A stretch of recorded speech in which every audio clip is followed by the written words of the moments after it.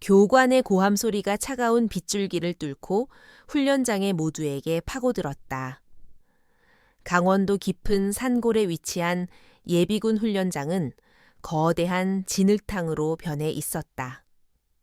배수시설은 무의미했고 쏟아지는 장대비는 훈련병들의 청화 의지를 동시에 빼앗아 가고 있었다.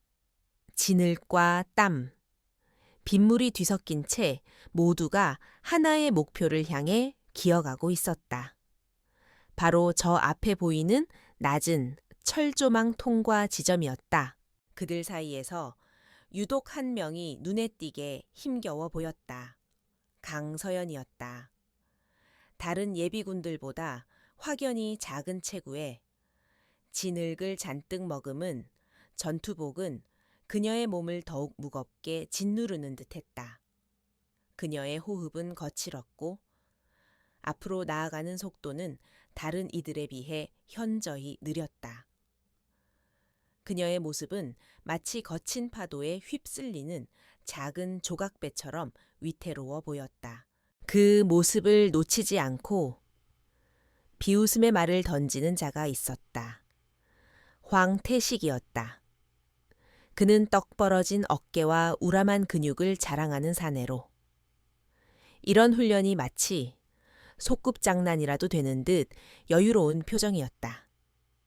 그는 이미 철조망 근처에 도달해 있었지만 속도를 늦추고 뒤처진 서연을 향해 고개를 돌렸다. 그의 입계는 경멸이 가득한 미소가 걸려 있었다. 이 아이, 저기 아가씨 좀 봐. 울기 직전인 것 같은데. 황태식의 목소리는 빗소리 속에서도 선명하게 들렸다. 그의 주변에 있던 몇몇 동료들이 키득거리며 동조했다. 그들의 시선은 일제히 강서연에게로 향했다. 마치 먹이를 발견한 하이에나 떼처럼. 그들의 눈빛에는 잔인한 즐거움이 번뜩였다. 그들에게 서연은 완벽한 조롱거리였다. 황태식은 만족스러운 듯 한마디 더 보탰다. 여자는 집에서 밥이나 할 것이지. 뭐 하러 이런 데까지 와서 고생을 사서 하는지 모르겠네. 우리가 대신 다 해줄 텐데 말이야. 그의 말은 노골적인 성차별적 발언이었지만 누구도 그를 제지하지 않았다. 교관은 멀리서 전체 대열을 감독할 뿐 개개인의 대화까지는 신경 쓰지 않았다. 서연은 그 모든 조롱을 들었지만 아무런 반응도 보이지 않았다. 그녀는 대꾸할 가치조차 느끼지 못했다. 대신 그녀는 폐부 깊숙이 차가운 공기를 들이마셨다. 진흙이 얼굴을 뒤덮었지만 그 아래 감춰진 그녀의 눈빛은 순간 섬광처럼 차갑게 빛났다. 분노가 아니었다. 그것은 모든 감정이 제거된 오직 목표만을 응시하는 포식자의 눈빛이었다. 그녀의 온 신경은 오직 자신의 몸을 통제하는 데 집중되어 있었다. 심장 박동, 호흡, 그리고 근육의 움직임까지. 그녀는 일부러 힘을 아끼고 있었다. 앞으로 남은 며칠간의 훈련을 생각하면 초반부터 모든 체력을 소진하는 것은 어리석은 짓이었다. 황태식 같은 자들은 지금 당장의 과시에만 급급할 뿐 장기적인 안배를 생각하지 못했다. 황태식은 서연의 침묵을 굴복으로 해석했다. 그는 더욱 의기양양해져서 소리쳤다. 힘들면 포기하라고 괜히 다른 사람들 발목 잡지 말고 말이야. 그의 말에 동조하는 웃음소리가 더 커졌다. 훈련의 고두엠 속에서 약자를 괴롭히는 것은 그들에게 유일한 스트레스 해소 창구처럼 보였다. 그들은 서연이 곧 울음을 터뜨리거나 교관에게 달려가 불평할 것이라 예상했다. 하지만 서연의 움직임에는 변화가 없었다. 그녀는 여전히 느렸지만 꾸준했다. 마치 일정한 속도로 움직이는 기계처럼. 그녀의 팔과 다리는 진흙탕 속을 묵묵히 헤쳐나갔다. 그녀의 머릿속에서는 지금의 훈련 강도와 자신의 체력 소모율, 그리고 앞으로 예상되는 훈련 스케줄에 대한 계산이 빠르게 이루어지고 있었다. 이것은 그녀에게 생존 본능과도 같은 습관이었다. 마침내 철조망 코스가 끝나고 다음 훈련인 참호 구축 장소로 이동했을 때 황태식은 다시 서연에게 다가왔다. 그는 일부러 그녀의 어깨를 강하게 부딪히며 지나갔다. 어이쿠, 미안. 너무 작아서 보이지가 않았네. 그의 사과는 조롱 그 자체였다. 서연은 휘청거렸지만 넘어지지 않았다. 그녀는 순간적으로 무게 중심을 낮춰 충격을 흡수했다. 그녀는 고개를 들어 처음으로 황태식의 눈을 정면으로 마주했다. 진흙으로 얼룩진 얼굴 위로.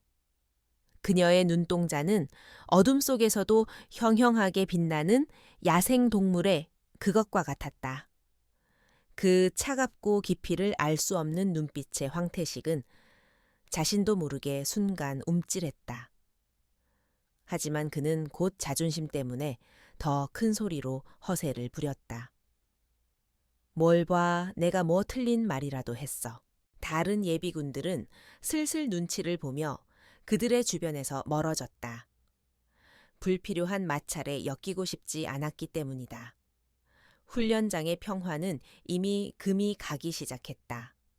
그리고 그 균열의 중심에는 평범한 여성 예비군으로 보이는 강서연과 그녀를 먹잇감으로 삼은 황태식이 있었다. 아직 아무도 알지 못했다. 그들이 건드린 것이 단순한 약자가 아니라는 사실을 말이다. 다음 훈련은 조별 목봉 훈련이었다. 8명이 한 조가 되어 100kg이 넘는 육중한 목봉을 들고 지정된 장애물 코스를 통과해야 하는 개인의 체력만큼이나 팀워크가 중요한 훈련이었다. 불운하게도 강서연과 황태식은 같은 죄에 편성되었다. 황태식의 입가에 비열한 미소가 번지는 것을 서연은 놓치지 않았다. 그녀는 앞으로 닥칠 일을 예감했지만 그저 묵묵히 자신의 위치로 갈 뿐이었다.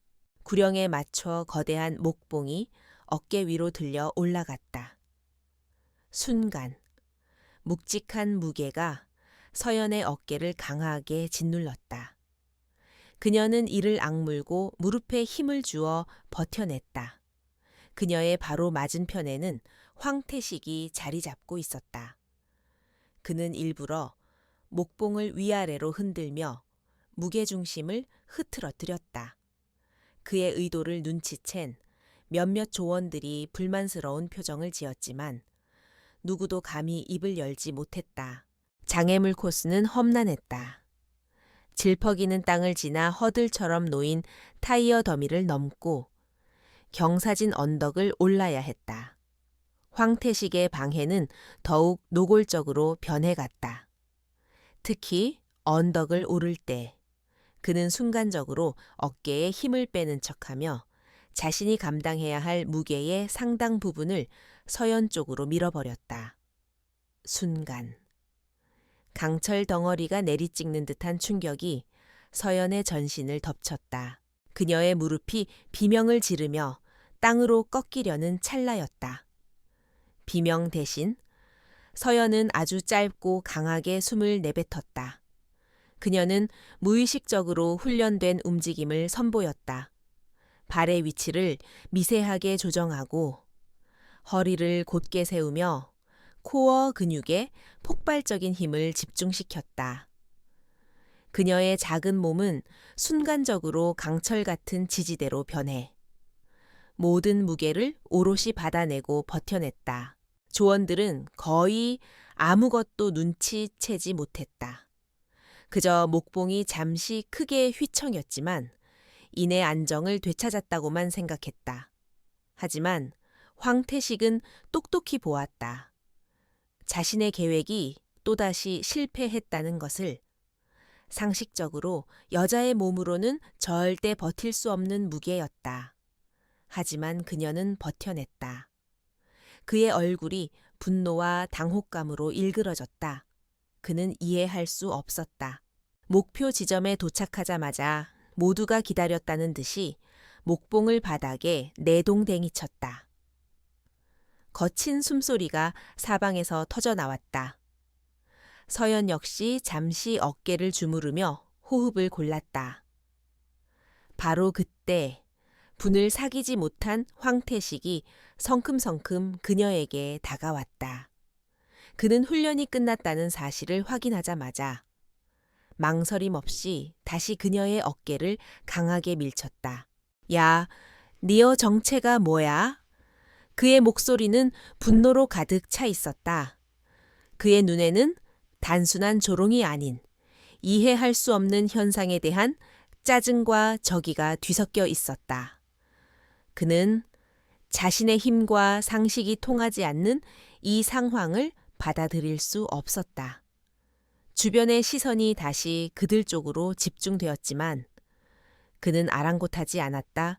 서연은 이번에는 밀리지 않았다. 그녀의 발은 마치 땅에 뿌리라도 내린 듯 단단히 고정되어 있었다. 그녀는 천천히 고개를 들어 황태식의 분노로 이글거리는 눈을 응시했다. 이번에는 그녀의 눈빛에 어떤 감정도 담겨 있지 않았다. 오직 텅 빈 심연과 같은 고요함만이 존재했다. 그녀는 나지막하지만 뼛속까지 파고드는 차가운 목소리로 입을 열었다. 그것은 경고였다. 더 이상의 도발은 용납하지 않겠다는 마지막 통첩이었다. 그녀의 목소리에는 어떤 위협적인 억양도 없었지만 그 안에 담긴 절대적인 무게감은 황태식의 말문을 막히게 하기에 충분했다. 그는 자신도 모르게 마른 침을 삼켰다. 이 여자. 절대로 평범하지 않다는 것을 그의 본능이 경고하고 있었다. 강서연의 차가운 경고는 황태식의 오기에 불을 지폈다. 그는 동료들 앞에서 작은 여자에게 압도당했다는 사실을 견딜 수 없었다. 그의 일그러진 자존심은 이성을 마비시켰고 더 큰 충돌을 예고하고 있었다. 그 기회는 점심시간에 찾아왔다. 훈련병들이 식사를 마치고 잠시 휴식을 취하던 시간. 황태식과 그의 무리 서너 명이 서연의 앞을 막아섰다. 그들은 의도적으로 다른 사람들의 눈에 잘 띄지 않는 식당 뒤편의 공터로 그녀를 몰아넣었다. 분위기는 험악했다. 황태식의 동료들은 비열한 미소를 지으며 퇴로를 차단했고 황태식은 거대한 몸으로 서연의 앞에 버티고 섰다. 그는 이 작은 공간 안에서만큼은 자신이 절대적인 강자라고 확신하는 듯했다. 아까는 말이 좀 짧았던 것 같은데 다시 한번 말해봐. 황태식이 턱을 치켜들며 비아냥거렸다. 그의 눈에는 폭력적인 광기가 서려 있었다. 그는 서연이 겁을 먹고 용서를 빌 것이라 기대했다. 하지만 서연의 표정에는 어떤 변화도 없었다. 그녀는 그저 조용히 상대를 관찰할 뿐이었다. 마치 성가신 벌레를 보는 듯한 무심한 시선이었다. 그녀의 태도에 분노가 폭발한 황태식은 결국 선을 넘고 말았다. 그는 거친 손을 뻗어 서연의 전투복 멱살을 움켜쥐었다. 내까짓게 감히 누굴 가르치려 들어. 그가 그녀를 끌어당기며 소리치는 순간 모든 것이 순식간에 일어났다.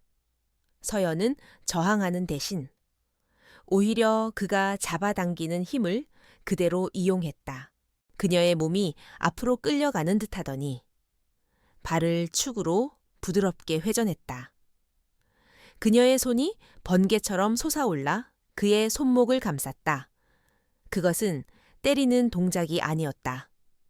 아주 정교하고 계산된 움직임으로 그녀의 손가락이 그의 손목, 안쪽의 특정 신경 부위를 정확하게 압박했다. 악, 황태식의 입에서 짧은 비명이 터져 나왔다. 팔 전체에 전기가 흐르는 듯한 극심한 고통에 그의 소나귀에서 힘이 풀렸다. 서연은 그의 손을 뿌리치고 두 걸음 뒤로 물러섰다. 이 모든 과정은 눈을 한 번 깜빡이는 것보다 더 짧은 1초도 차해되지 않는 시간 동안 일어났다. 황태식의 무리는 방금 무슨 일이 일어났는지조차 제대로 인지하지 못했다.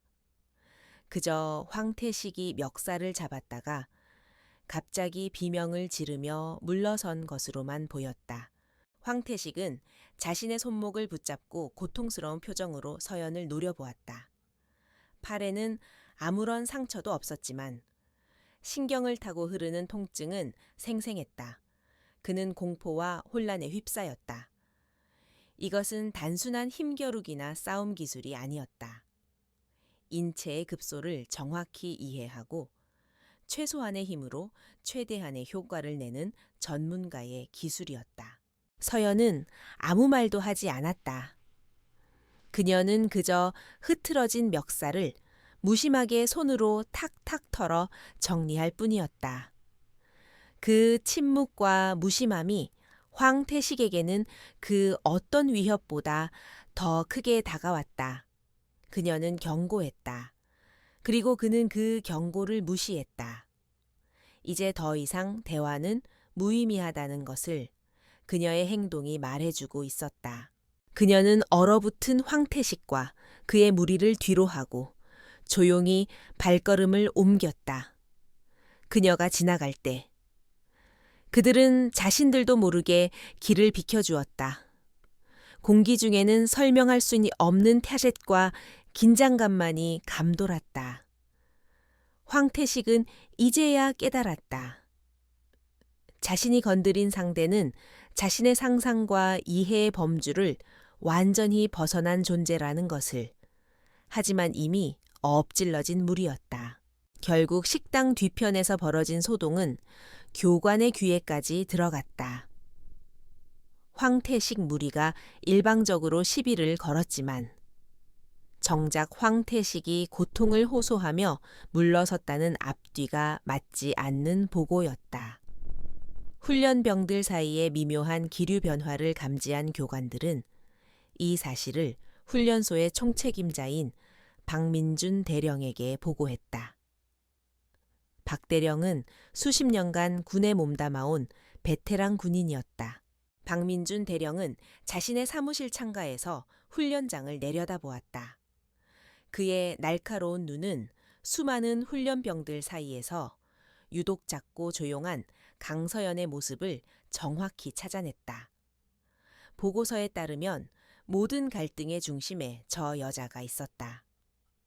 하지만 그의 눈에 비친 서연은 어떤 위협적인 모습도 찾아볼 수 없는 그저 평범하고 왜소한 여성이었다. 박 대령은 낮은 신음을 뱉었다. 그는 군대 내에서 여성이 겪는 어려움을 모르는 바가 아니었다.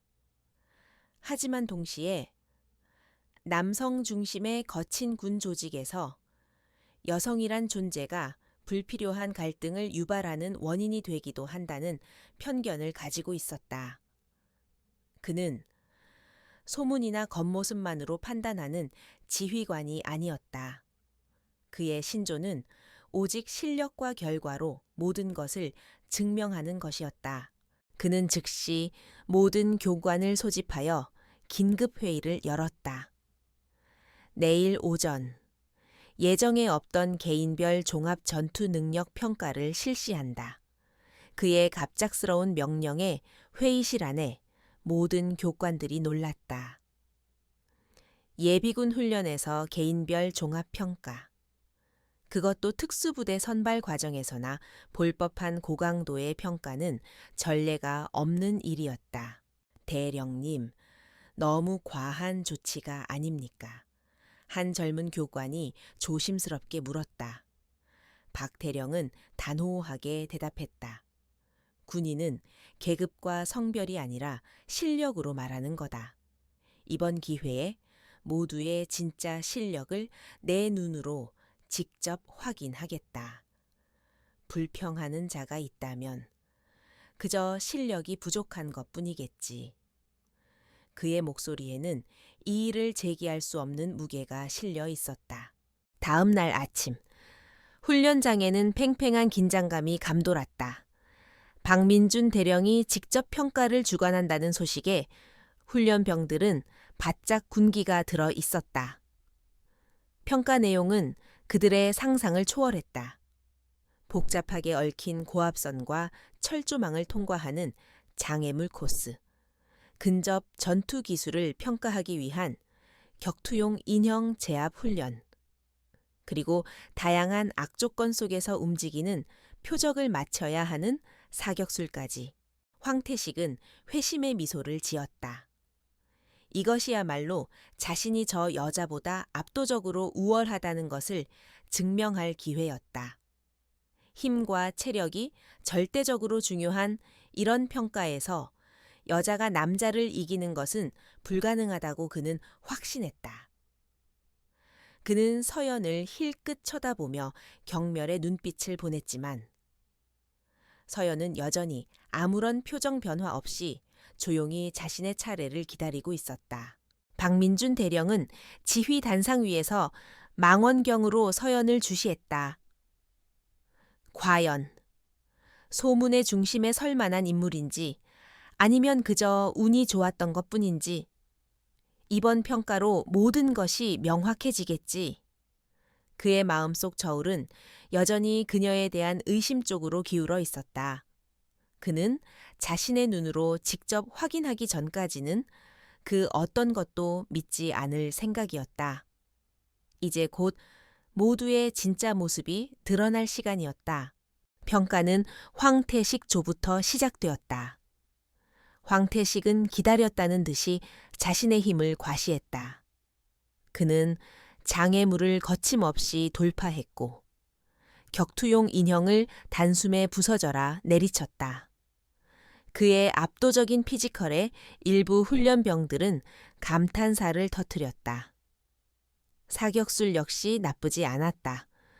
그는 자신의 실력에 만족하며 의기양양한 표정으로 서연을 쳐다보았다. 이제 내 차례라는 듯한 오만한 눈빛이었다. 드디어 강서연의 차례가 되었다. 출발 신호와 함께 그녀의 몸이 앞으로 튀어나갔다.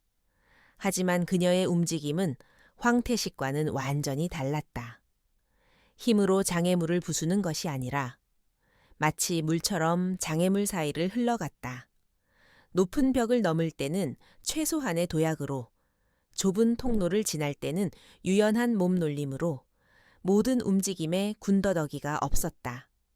그것은 힘이 아닌 기술과 효율성의 극치였다. 지켜보던 훈련병들의 입에서 자신도 모르게 탄성이 흘러나왔다. 교관들의 표정도 심각하게 변해갔다.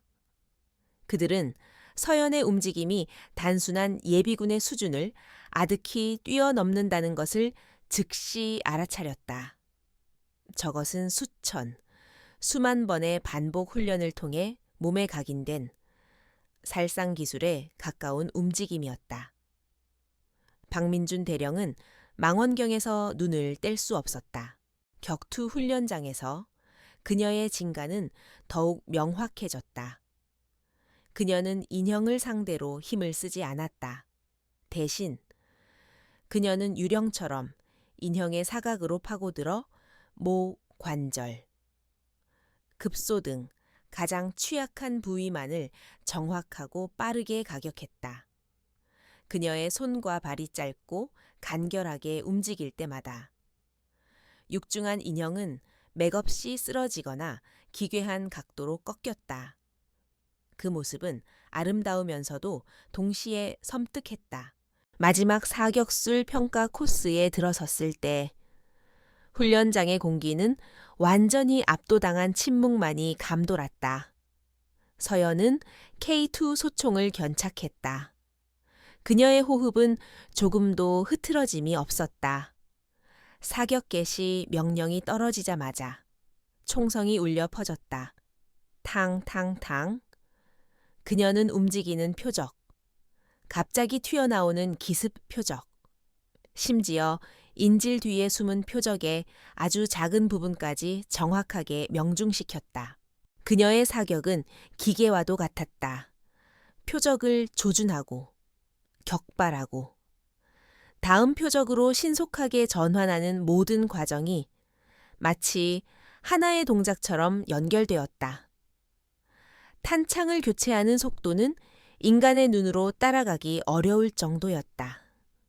모든 표적이 쓰러지고 총성이 멎었을 때 기록관이 떨리는 목소리로 외쳤다. 전 표적 명중 만점. 훈련장은 물을 뿌린 듯 조용해졌다. 황태식의 얼굴은 하얗게 질려 있었다. 그는 자신이 이룬 성과가 그녀의 완벽한 퍼포먼스 앞에서 얼마나 초라한 것인지를 깨달았다. 저것은 인간의 영역이 아니었다. 저것은 전쟁을 위해 만들어진 병기의 움직임이었다. 그는 본능적인 공포에 사로잡혔다. 지휘 단상 위에서 박민준 대령은 천천히 손에 들고 있던 망원경을 내렸다. 그의 손이 미세하게 떨리고 있었다. 수십 년의 군 생활 동안 수많은 엘리트 군인들을 봐왔지만 이런 움직임은 처음이었다. 그의 머릿속은 거대한 물음표로 가득 찼다. 대체 저 여자의 정체는 무엇인가? 그의 엄격한 얼굴에 처음으로 경외와 깊은 의심이 뒤섞인 표정이 떠올랐다. 평가가 끝난 직후 교관 중 한 명이 다급하게 외쳤다. 의무병 이쪽으로. 그의 손가락은 막 마지막 장애물 통과를 마친 강서연을 향해 있었다. 그녀의 등 쪽 전투복이 날카로운 철조망에 걸려 길게 찢어져 있었고 그 사이로 붉은 상처가 희미하게 보였다. 부상은 깊지 않았지만 규정상 반드시 처치를 받아야 했다. 서연은 무심한 표정으로 자신의 상처를 돌아보았다. 그녀 자신은 대수롭지 않게 생각하는 듯했다. 하지만 이 작은 소동은 지휘 단상 위에 있던 박민준 대령의 시선을 사로잡았다. 그는 더 이상 망원경 뒤에 숨어 있을 수 없었다. 직접 확인해야만 했다. 그는 굳은 표정으로 단상을 내려와 성큼성큼 그녀가 있는 곳으로 걸어왔다. 의무병이 구급 상자를 들고 달려와 서연의 뒤에 섰다. 상처를 확인해야 하니 잠시 등을 좀 보이시겠습니까? 의무병의 말에 서연은 말없이 등을 돌렸다. 주변의 모든 훈련병들과 교관들의 시선이 그들에게 집중되었다. 특히 황태식은 불길한 예감에 사로잡힌 채 마른 침을 삼켰다. 의무병이 소독을 위해 찢어진 전투복 옷자락을 조심스럽게 걷어 올렸다. 바로 그 순간 시간이 멈춘 듯했다. 찢어진 옷 사이로 드러난 것은 단순한 상처가 아니었다. 땀과 흙먼지로 얼룩진 그녀의 베론네스니 등, 위, 오른쪽 어깨 쪽지에 선명하게 새겨진 거대한 문신이 모두의 시야에 들어왔다. 그것은 포효하는 백호의 모습이었다. 섬세하고 힘이 넘치는 필치로 그려진 백호는 당장이라도 살아서 뛰쳐나올 듯 생생했다. 그리고 그 백호의 몸통을 휘감고 있는 잊으려야 잊을 수 없는 세 개의 숫자가 있었다. 707. 대한민국 육군 특수전사령부 제707 특수임무단. 국가가 허락한 최정예 살상 병기들, 전설로만 존재하는 그림자 부대. 그 문신을 본 순간 서연의 바로 옆에 서 있던 박민준 대령의 얼굴에서 핏기가 사라졌다. 그의 눈동자가 믿을 수 없다는 듯 격렬하게 흔들렸다. 그의 호흡이 거칠어졌고 수십 년간 전장을 누벼온 베테랑 군인의 입에서 자신도 모르게 탄식과도 같은 신음이 새어나왔다. 그는 그 문신의 의미를 누구보다 잘 알고 있었다. 707 부대 중에서도 극소수의 최전계 요원에게만 허락되는 상징. 특히 백호는 지난 10년간 대테러 작전의 최전선에서 유령처럼 활동하다 홀연히 사라진 단 한 명의 전설적인 여성 팀장의 코드네임이었다. 정부의 최고 기밀 문서에서 단 몇 줄로만 언급되었던 바로 그 존재. 박민준 대령은 떨리는 손으로 자신의 입을 막았다. 그의 머릿속에서 모든 퍼즐 조각이 섬광처럼 맞춰졌다. 그녀의 신체 능력을 초월한 움직임, 인간의 한계를 넘어선 사격술, 그리고 그 모든 것을 감추고 있던 압도적인 침묵까지 그의 얼굴은 이제 창백함을 넘어 새하얗게 질려 있었다. 그는 공포와 경외가 뒤섞인 눈으로 자신이 감히 시험하려 했던 존재의 실체를 마주하고 있었다. 박민준 대령의 머릿속에서 잊고 있던 기밀 보고서의 한 구절이 섬광처럼 떠올랐다. 코드네임 백호, 성별 여성, 추정 나이 20대 후반, 707 역사상, 유일무이한 여성 팀장. 모든 작전 기록은 1급 기밀로 분류. 그는 전설의 실체를 눈앞에서 보고 있었다. 국가의 가장 깊은 어둠 속에서 괴물들과 싸워온 진짜 괴물을. 그의 몸이 먼저 반응했다. 수십 년간 군인으로 살아온 그의 몸에 각인된 본능이었다. 그는 허리를 꼿꼿이 펴고 발뒤꿈치를 힘껏 부딪히며 완벽한 차려 자세를 취했다. 그의 행동에 주변의 모든 이들이 숨을 죽였다. 의무병은 어쩔 줄 몰라 하며 엉거주춤 물러섰고 교관들은 당혹스러운 표정으로 그를 바라보았다. 이어서 박민준 대령의 오른손이 절도 있는 동작으로 관자놀이 옆으로 올라갔다.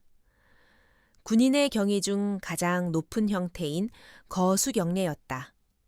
훈련소의 총책임자인 대령이 이름도 계급도 모르는 일개 예비군 훈련병에게 그는 쩌렁쩌렁한 목소리로 훈련장이 떠나갈 듯 외쳤다.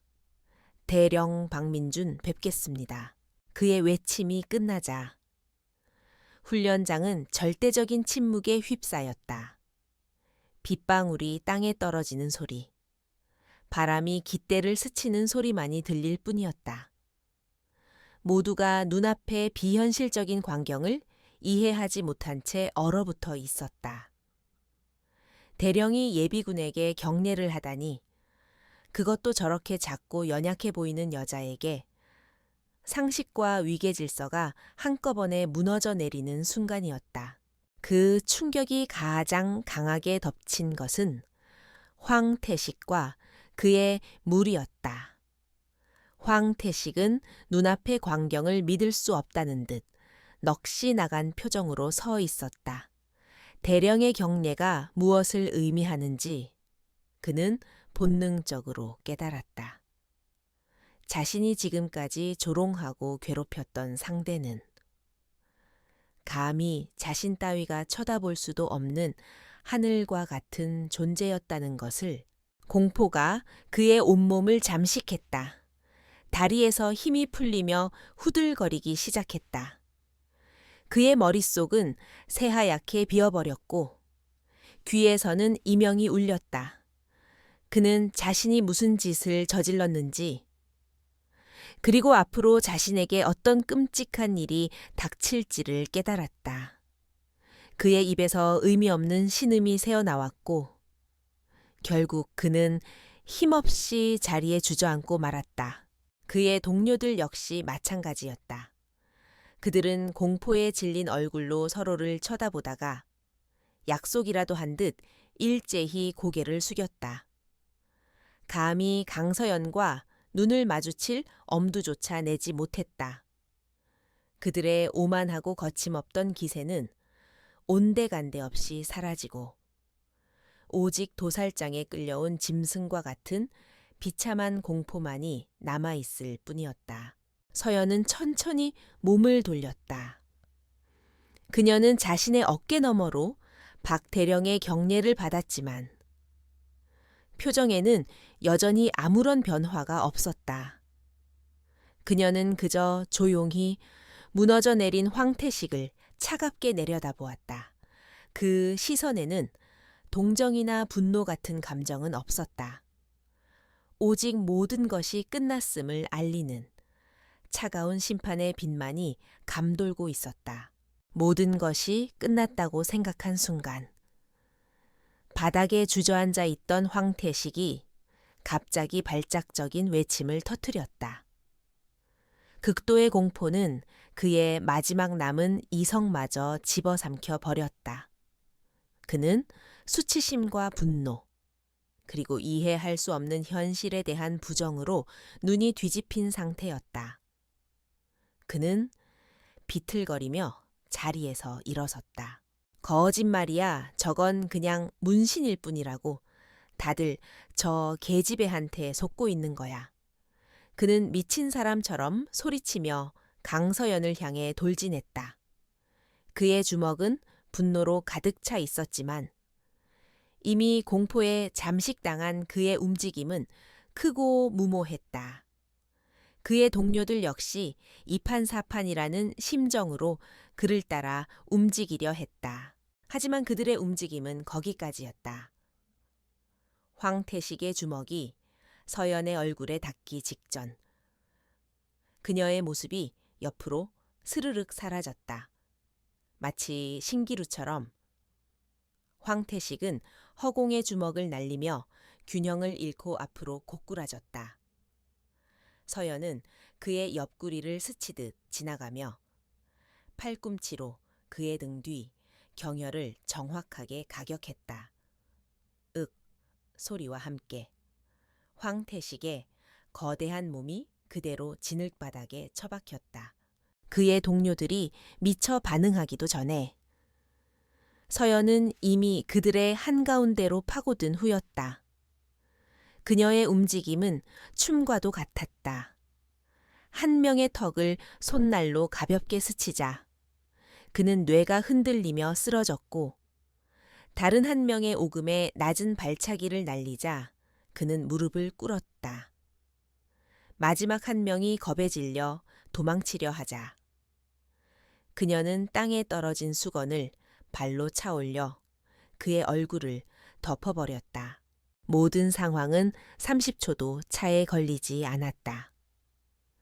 조금 전까지만 해도 서연을 위협하던 거구에 남자 4명은 이제 모두 바닥에 쓰러져 고통스러운 신음소리를 내뱉고 있었다. 그들의 몸에는 큰 상처 하나 없었지만 급소를 정확히 가격당한 충격에 누구도 제대로 몸을 가눌 수 없었다. 완벽한 무력화였다. 잔인한 폭력이 아닌 절대적인 기술의 차이가 만들어낸 결과였다. 서연은 그들의 중심에 우뚝 섰다. 쏟아지는 빗줄기가 그녀의 머리카락과 전투복을 흠뻑 적셨지만 그녀의 모습은 조금도 흐트러짐이 없었다. 그녀는 마치 아무 일도 없었다는 듯 손에 묻은 가상의 먼지를 툭툭 털어냈다. 그 사소하고 무심한 행동이 쓰러진 자들에게는 더없는 굴욕으로 지켜보는 이들에게는 더없는 경외심으로 다가왔다. 그녀는 천천히 고개를 들어 주변을 둘러보았다. 그녀의 차가운 시선이 닿는 곳마다 훈련병들과 교관들은 약속이라도 한 듯 고개를 숙이거나 시선을 피했다. 감히 누구도 그녀와 눈을 마주치지 못했다. 그들은 이제 더 이상 그녀를 여자 예비군으로 보지 않았다. 그들의 눈앞에 서 있는 것은 인간의 형상을 한 재앙, 전설 속의 백호 그 자체였다. 박민준 대령은 경례 자세를 푼 채 이 모든 광경을 처음부터 끝까지 지켜보았다. 그는 말릴 생각조차 하지 못했다. 아니, 감히 말릴 수가 없었다. 전설이 직접 내리는 심판의 현장을 필멸의 인간이 어찌 막을 수 있겠는가. 그는 그저 굳은 얼굴로 자신의 훈련장에서 다시 깨어난 전설의 귀환을 묵묵히 지켜볼 뿐이었다. 훈련장을 뒤덮은 무거운 침묵을 깬 것은 박민준 대령의 목소리였다. 그는 더 이상 경외심에만 빠져 있지 않았다. 지휘관으로서 그는 이 사태를 수습해야만 했다. 그의 목소리는 빗소리를 뚫고 나갈 만큼 단호하고 위엄이 넘쳤다. 헌병대 당장 이자들을 모두 체포하도록 그의 명령에 대기하고 있던 헌병들이 신속하게 움직였다. 그들은 바닥에 쓰러져 신음하는 황태식과 그의 무리에게 다가가 거칠게 수갑을 채웠다. 황태식은 마지막 발악처럼 무언가 소리치려 했지만 헌병의 제압에 이내 잠잠해졌다. 박 대령은 그들의 뒤에 대고 차갑게 덧붙였다. 죄목은 단순 폭행이 아니다. 군 내부 위계질서 문란 및 상급자에 대한 폭행 미수다. 상급자라는 말에 몇몇 교관들의 얼굴에 의문이 스쳐 지나갔다. 그 순간 박 대령이 모두에게 들으라는 듯 선언했다. 여기 있는 강서연 훈련병은 전역 전 계급이 명목상 중사였을 뿐. 실제 작전 지휘 권한은 나를 포함한 이곳의 그 누구보다도 위에 있었던 인물이다. 모두 명심하도록. 그의 말은 이 상황에 대한 명확한 마침표였다. 소동이 정리된 후 박민준 대령은 강서연을 자신의 사무실로 정중히 안내했다. 그의 사무실 안에서 박 대령은 깍듯하게 차를 내어주며 깊이 고개를 숙였다. 진심으로 사과드립니다. 저의 지휘 아래 있는 훈련소에서 이런 불미스러운 일이 벌어진 것, 그리고 제가 당신을 알아보지 못한 것에 대해 용서를 구합니다.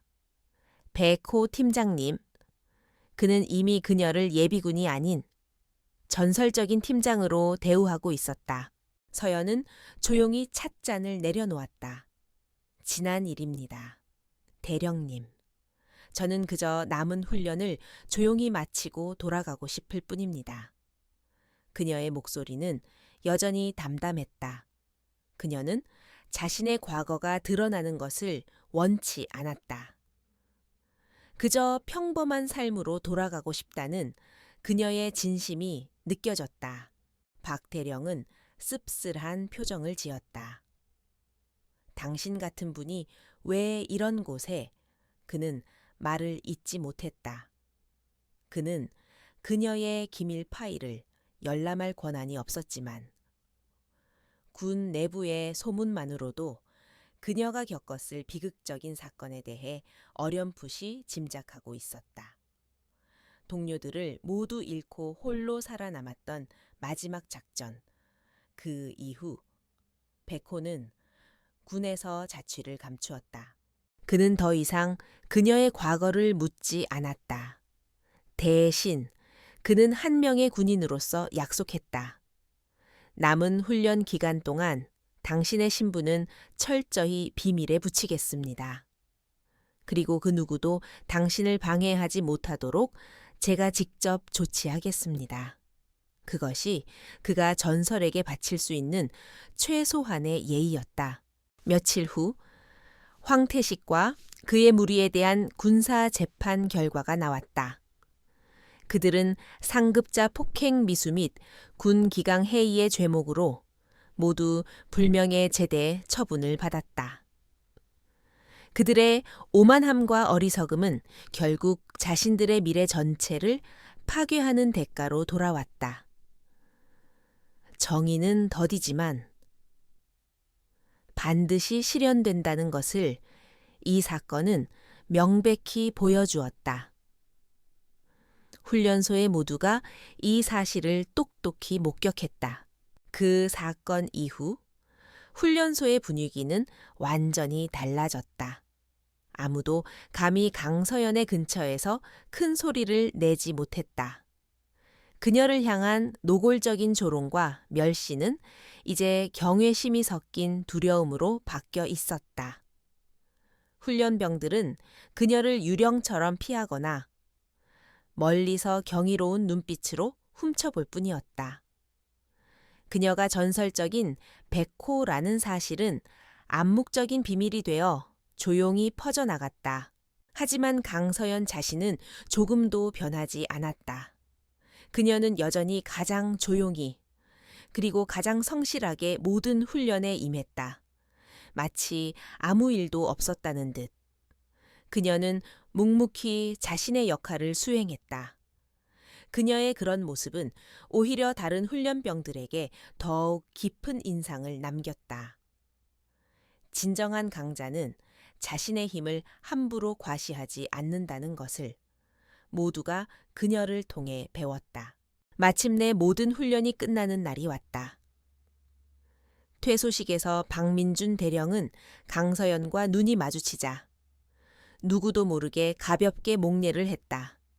그것은 존경과 감사가 담긴 그만의 인사였다.